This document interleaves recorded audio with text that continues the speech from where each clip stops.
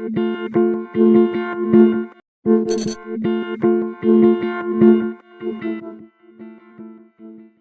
des grandes nouveautés de la loi travail en matière de formation professionnelle, c'est la possibilité, à partir du 1er janvier 2017, d'utiliser le compte personnel de formation pour faire un bilan de compétences. Cette possibilité n'avait pas été retenue initialement parce qu'on avait mis en place le CEP et on pensait que ça faisait double emploi. On s'est aperçu que ce n'était pas le cas et donc, à compter du 1er janvier prochain, tous les bénéficiaires du compte personnel de formation pourront l'utiliser pour suivre un bilan de compétences. Cerise sur le gâteau, cette action peut être faite pendant le temps de travail, elle est opposable à l'employeur qui ne pourra que différer les dates choisies, mais pas s'opposer à la réalisation du bilan pendant le temps de travail. Ce qui fait qu'un salarié a aujourd'hui la possibilité de demander à faire un bilan de compétences au titre d'un congé bilan,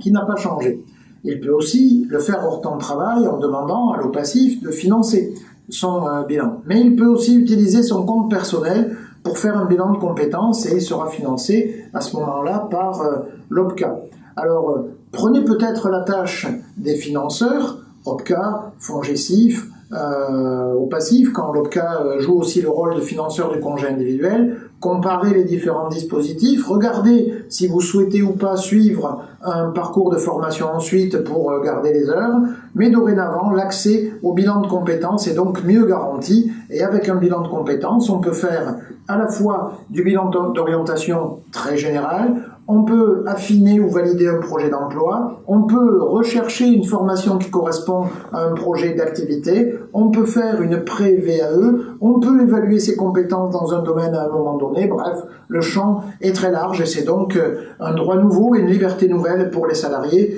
dans le cadre de la loi travail.